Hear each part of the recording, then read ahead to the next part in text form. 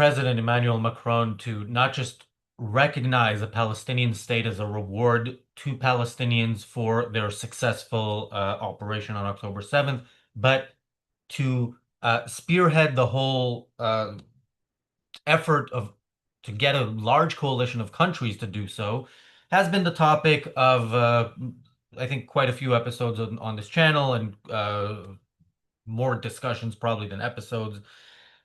But it is now the topic of conversation, or was the topic of conversation last night on Israeli television, with Macron himself being interviewed on Israel's Channel 12 by Yonit Levy. Macron, wants to sell his idea to Israelis, and I guess, there are many Israelis who want to hear it. Now, we're gonna see a bit of this. There's the whole thing is online. It's 22 minutes long. It's disgusting from start to finish. And just for context, for people who aren't Hebrew speakers and aren't familiar with Yonit Levy, she is one of the main news anchors on Israeli television, and let's put it mildly, not a good person. She is what you would expect from a television anchor, a news anchor on a main channel.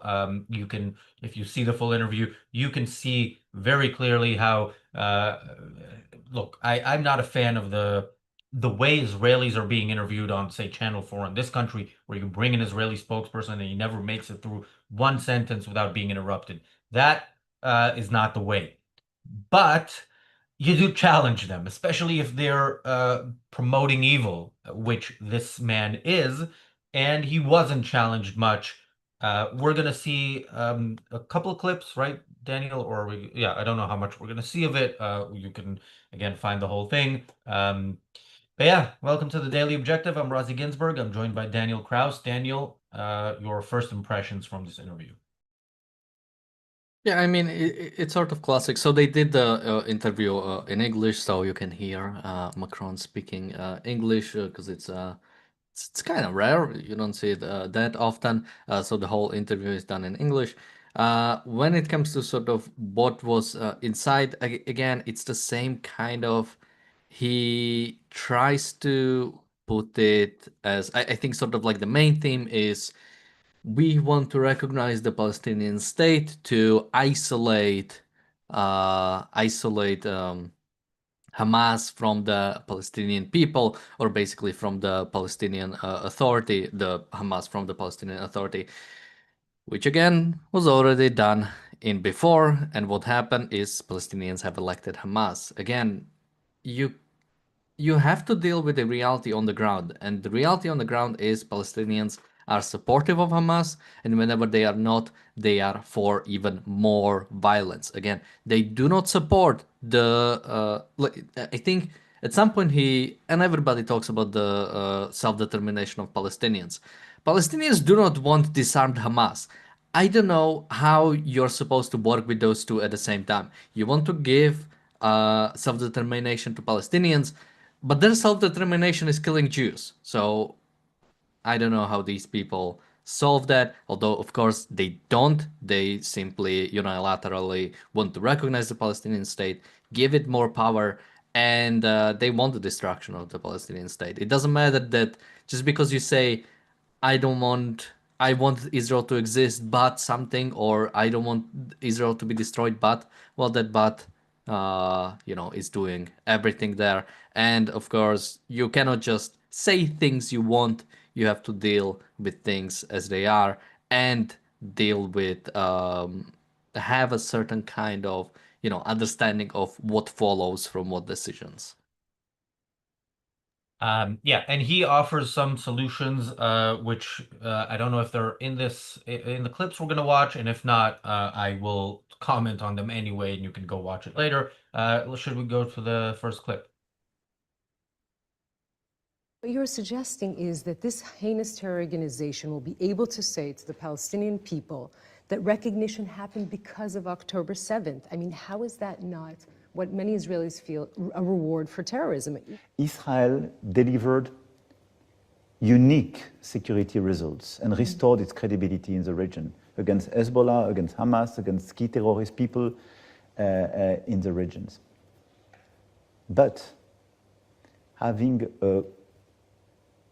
this type of operations in Gaza is totally counterproductive because All right, this is let's. being. I wanna pause here just because, first of all, he talks about the successes against Hezbollah, against Hamas, key terrorist figures in the region.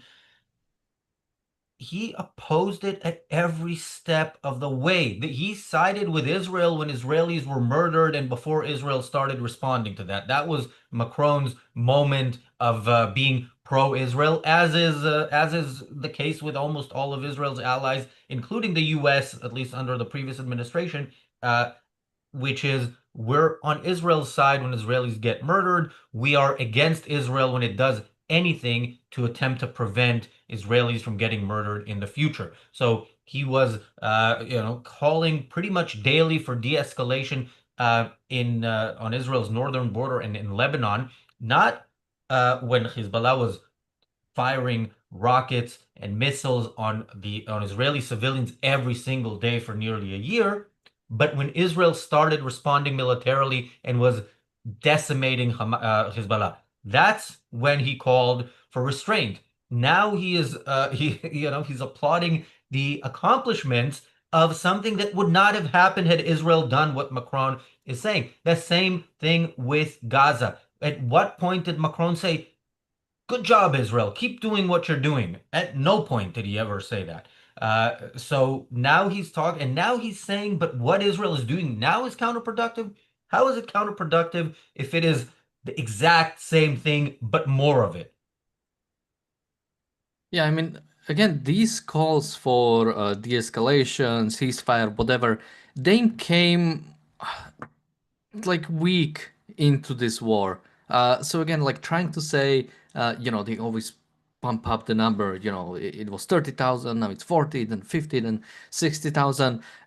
Again, the focus on the number is it doesn't matter. Like they do not believe Israel has the right to go into Gaza and deal with Hamas and deal with Palestinians. It has been like that from day one.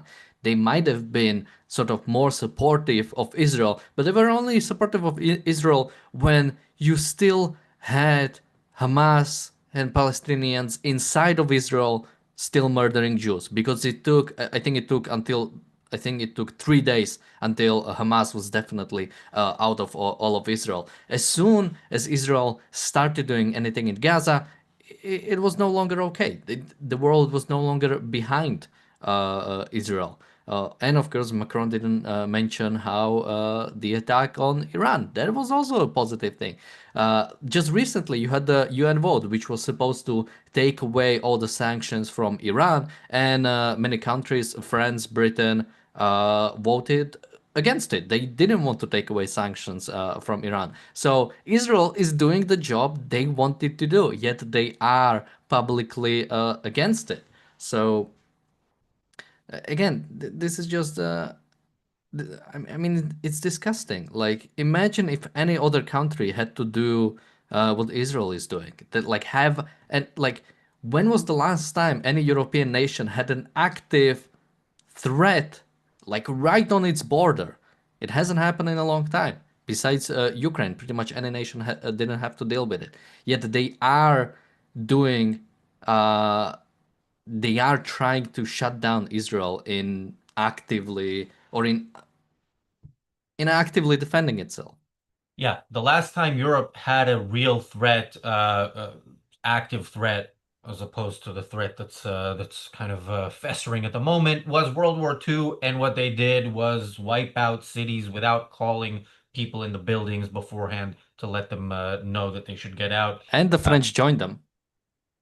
Yeah, I mean the French, didn't really resist much when the Nazis took over, but some in France did. It's certainly not. I can't imagine Macron being on the side. He would be on the side calling for de-escalation to the resistance fighters against the Nazis. Thank you, Jonathan, for the super chat. Thank you, Bonnie, for the super chat, and thank you, Amir, for the super chat. Amir says like and subscribe. Absolutely, if you're watching and you like the show, do click the like button and the subscribe button. Those are free. And of course, you can become a member that is not free, but it does help us keep doing what we're doing.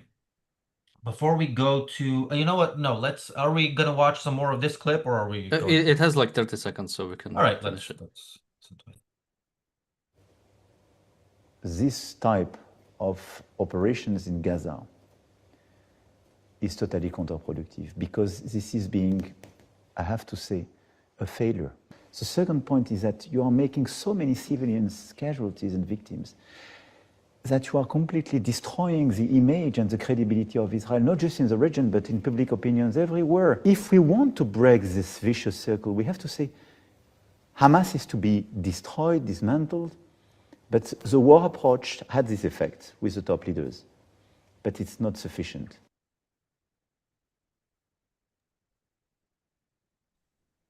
Right. That's interesting because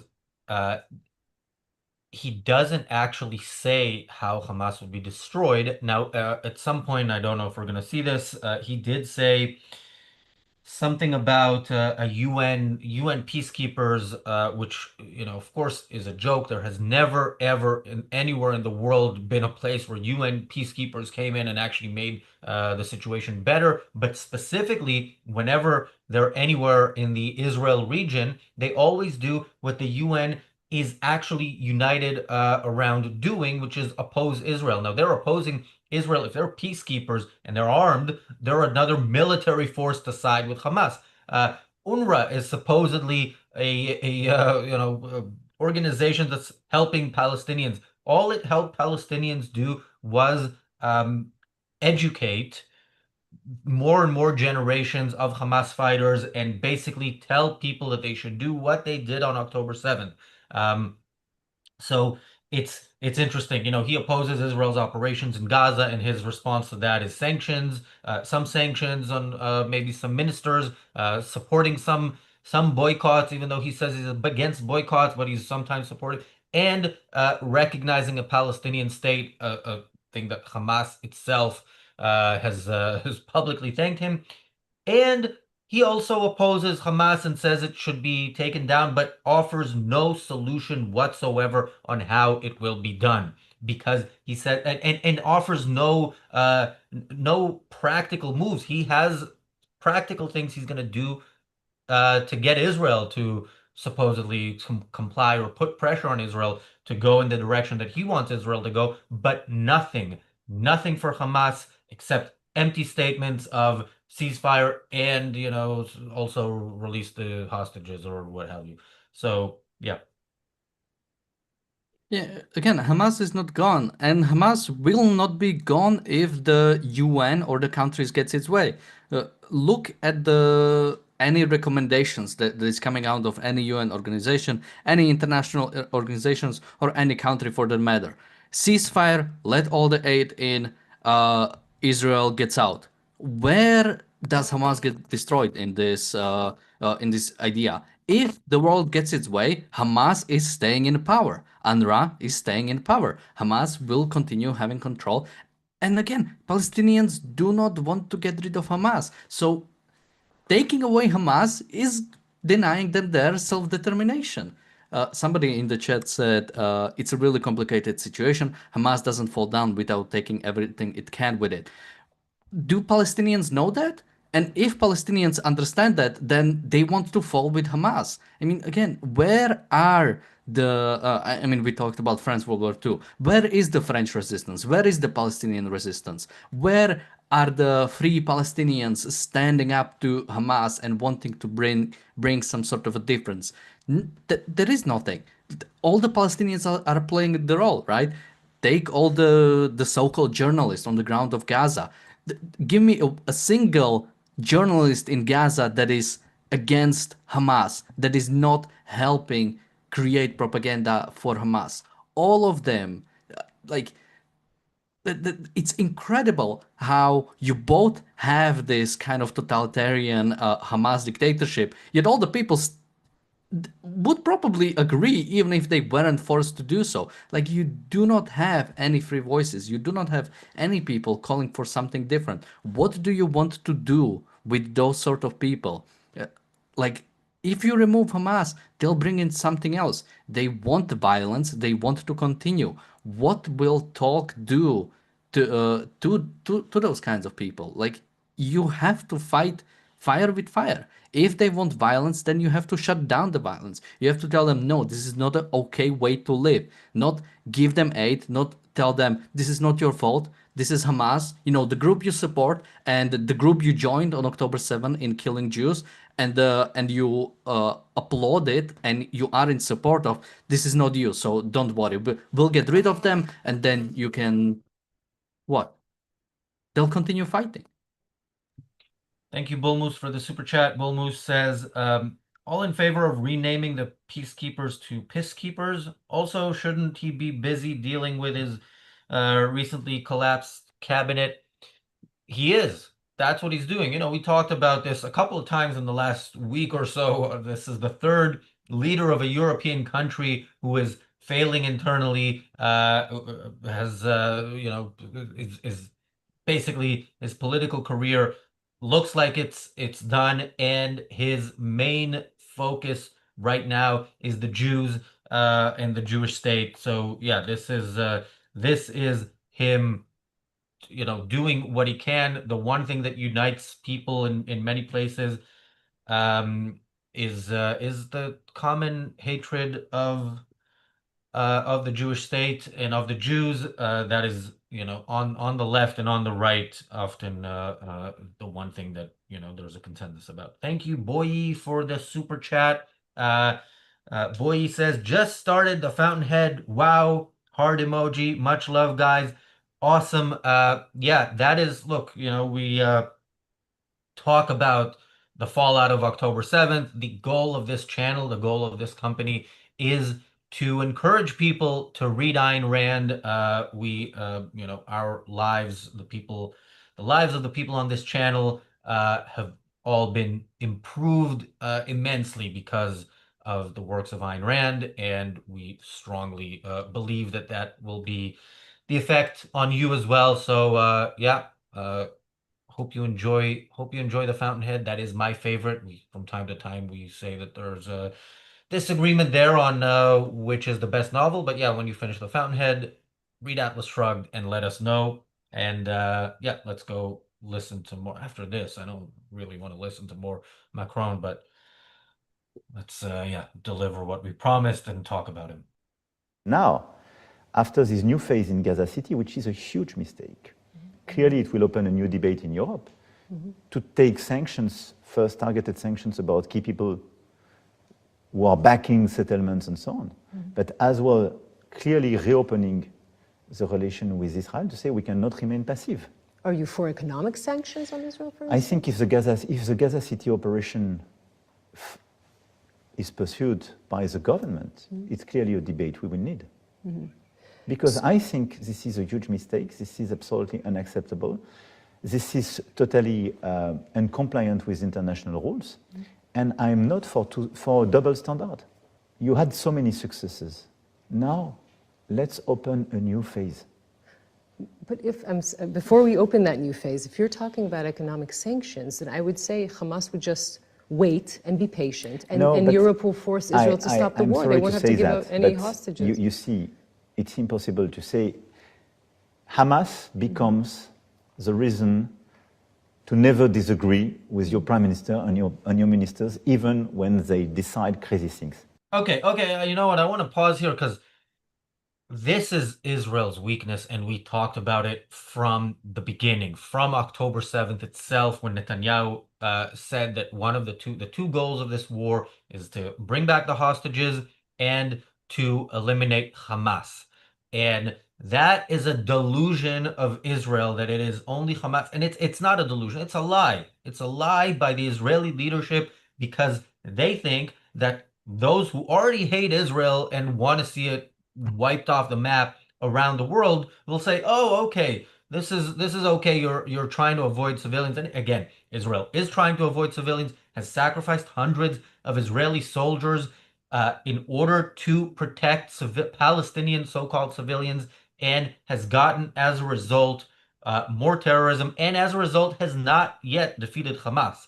So yeah, Macron again, he knows history well enough to know that what he's advocating for will 100% with 100% certainty lead to more terrorism because you are giving people the political way out of saying at this moment, okay, let's have a ceasefire right now, and we'll let you know. And they always let us know. Hamas always lets Israel know when it's time to end the ceasefire. It let Israel know on October 7th.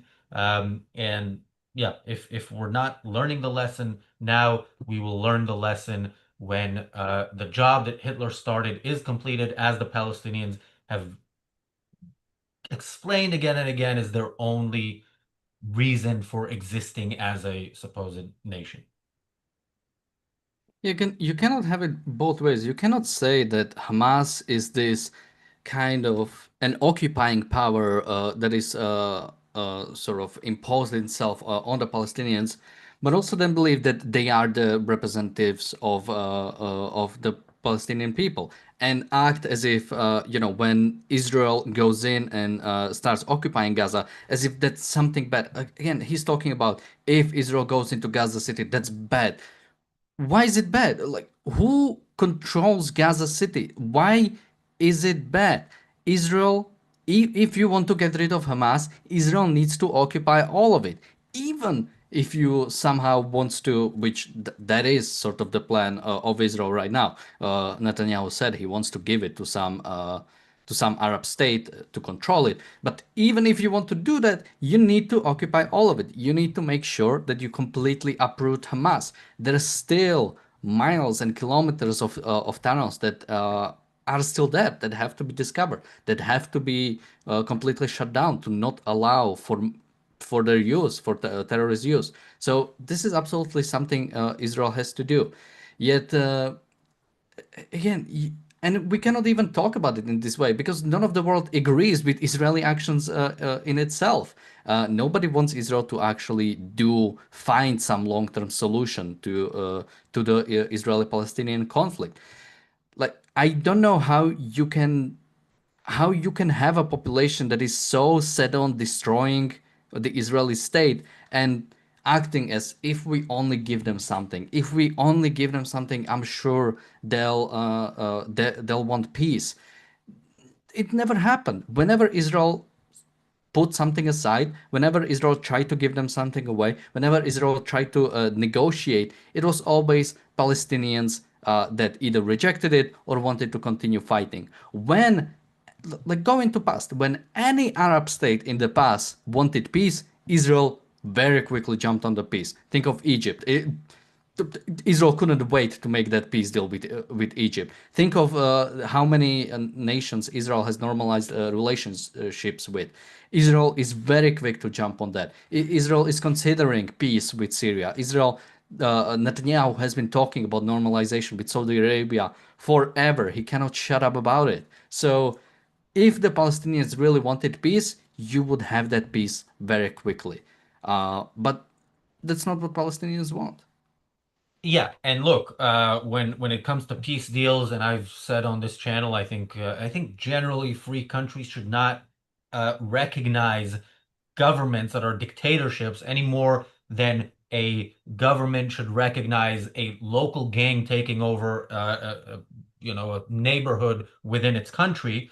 But as Israel's peace deals go, yeah, they're talking about having deals with different countries or normalizing relations. They've done it with some countries, but with the Palestinians, they've signed agreement after agreement. So, and actually, Unique Levy surprisingly touches on this at some point. I don't know if we're going to get to that, but says to him, we've heard from 1993 that, we just need to give them something and then they'll stop being terrorists. That was what the Oslo Accords were. Yasser Arafat and 15,000 of his terrorists were brought over from Tunisia, were armed because they were going to protect Israelis from terrorism. And within weeks or a couple of months from the first implementation of the first stage of that, buses started blowing up. There was Palestinian terrorism before, but it was few and far between. It was mostly, the first Intifada was mostly throwing stones at soldiers, which again, I think there's a big problem with how, if you don't crush that early, you pay, and the other side hears the message loud and clear. But they heard the message loud and clear in '93 and onwards. More terrorism means Israel will come closer to whatever your position is, to the point that they will really try to buy peace from you. And yeah, Israel has tried for 30 years to buy peace from the Palestinians, and almost 30 years to the day, 30 years and a few weeks after the signing of the Oslo Accords in the White House in '93, almost 30 years later to the day, they got October 7th. If Israel ever tries to go down the road of diplomacy with the Palestinians again, it has no excuses. It does not have whatever leader does that does not have the benefit of the doubt. Thank you, Jeff, for the super chat. Paul says, Owen Jones is finally in Palestine. I haven't been following what Owen Jones is doing, but I will look it up afterwards. That sounds interesting. Daniel. Next clip. Sure. What does it say to you as President of the Republic that 80 years after the Holocaust, your citizens, your Jewish citizens, are afraid and need to hide their Jewishness while walking in the street? We always remain very committed, and I am very committed against this anti-Semitism. The only way to address that is first to protect, to condemn. We never have to accept any sort of passivity when these behaviors are depicted. Immediate reaction, strength. We have to punish people when they have anti-Semitic words or behaviors. I have to say that this anti-Semitism, sometimes I read some arguments, has nothing to do with the recognition process. The increase of anti-Semitism is even higher in the US. The increase of anti-Semitism is very high in All right. Germany. I don't know if there's something else you wanted to get to there, but that's a point that, not that one, the one before. Yeah, we need to respond to anti-Semitism with strength. We need to punish it when it's in France and it's citizens attacking other citizens. But we need to reward it when it's Palestinian terrorists killing Jews for being Jews. What is the difference? And of course, he's not acting.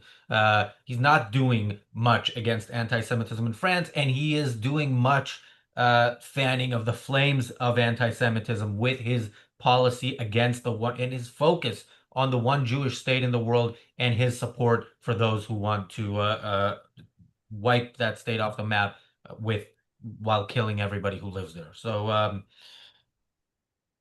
yeah, Daniel.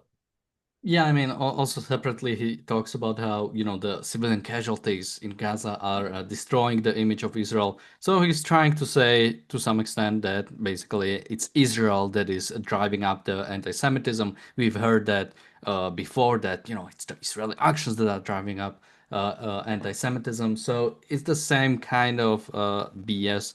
Again, it's ridiculous, the fact that there is a rise of anti-Semitism because Israel is doing something proper, because Israel is trying to defend itself. It's the same thing as when blaming the killing of the United Health CEO because supposedly, these healthcare companies are denying coverage or something. No, you're absolutely blaming the victim for not doing anything wrong. And I think separately, a question she brought up was that isn't this helping Hamas, since Hamas can now come and say, or I think she said something like, Hamas put the Palestinian question back on the table, and she's absolutely right. It's Hamas has done more for the Israeli-Palestinian issue on the Palestinian side than pretty much any organization ever. I mean, again, look at you have France, UK, Australia, Canada, pretty much all G7 nations, besides Japan and United States, will recognize the Palestinian state. This is something Hamas. I mean, I couldn't have like a better propaganda poster or better voting poster than we got the recognition. Because this is absolutely. I mean, what did Mahmoud Abbas do for the Palestinian cause as opposed to Hamas? That's why they are so much popular. That's why Mahmoud Abbas has like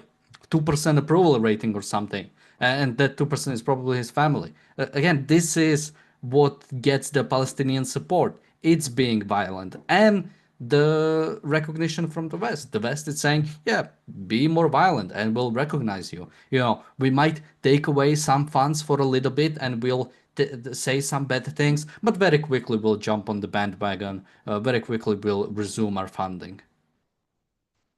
Yeah, interestingly, she does mention to him at some point a quote from Hamas, I forget his name, one of the people who escaped Haya. death in Qatar. Haya. Yeah, Al Haya. Something what was it? A month after October 7th, he said, "We achieved our goal of putting the Palestinian cause, on the table," or however he put it. Um, and yeah, they achieved it with the help of people like Macron, who is now talking to the Israeli people and telling them that actually the problem is they didn't do more. He actually says at some point, Palestinian state probably should have been recognized before October 7th. He's telling them, look, we're not giving in enough. We're not rewarding them enough, and this is why I am taking this further step. That's my he's the Hamas whisperer. I'm the Macron whisperer. We didn't see that clip, right, where he says uh, she says Hamas thanked you for this, and he says, oh, it was purely cynical of them, something like that. He's translating Hamas. No, you are siding with Hamas. Hamas thanks you for your help. That is the situation as it is, Mr. President. Daniel. I mean, earlier somebody said that he should care more about the fact that his own country is falling into ruins and not the fact that Israel is trying to defend itself. But what would you expect from a Western European nation with already giving up on actually doing anything proper? We might have to devolve into socialism before we actually start fixing things. And with the rise of the populist right in many European nations, that doesn't fill me with that much confidence about the alternative that might be coming in the next 1 or 2 election cycles, or in the France, most likely even during this one, since I think Macron tried to appoint another prime minister, which of course we will not go anywhere. So most likely there will be more push until he will have to give the prime ministership to Le Pen, and that's gonna be fun. Thank you, Ask Yeshka, for the super chat. Ask Yeshka says Antifa riots take over Paris streets, and mentions a video that was posted. We'll check it out. I don't know what exactly that means because in a sense, it's not just Antifa, but pro-terrorism protests take over the streets in London on a pretty much weekly basis with the approval of the police. So I don't know, but I don't know what happened there. So we'll look at it. If it's interesting enough and bad enough, it'll probably be the topic of tomorrow's show. Thank you, Bronx guy, Gun Hill Road, for the super chat. Parting thoughts, Daniel? Israel needs to stop caring about what the world will do. Israel will most likely have to endure some sanctions, which is very unfortunate that states like Israel, Iran, and Russia are basically treated as the same thing in the way they are acting. It speaks very unfortunately of the world. But luckily, as long as Trump is in office, it looks like Israel will at least have one trading partner. I think just right now I think Trump wants to put through Congress a $6 billion sale of arms to Israel. So as much as I dislike that election, it looks like that might be what Israel needs at this point. Thanks, Daniel. Thanks, everybody, for watching. We will be back tomorrow with the Daily Objective and with the Sunday Spark, and the UN General Assembly is this week. I'm assuming we're going to be talking about it more than we want to. I just did talk about it more than I want to, but we'll do so much more. And look, when things get really depressing, what you really should do is go to objectivism.co.uk. Look at the conference we have coming up. You should go there even if you can't come to the conference itself, just to see what's going on. Look up some of the speakers if you don't know them, and I guarantee you don't know all of them.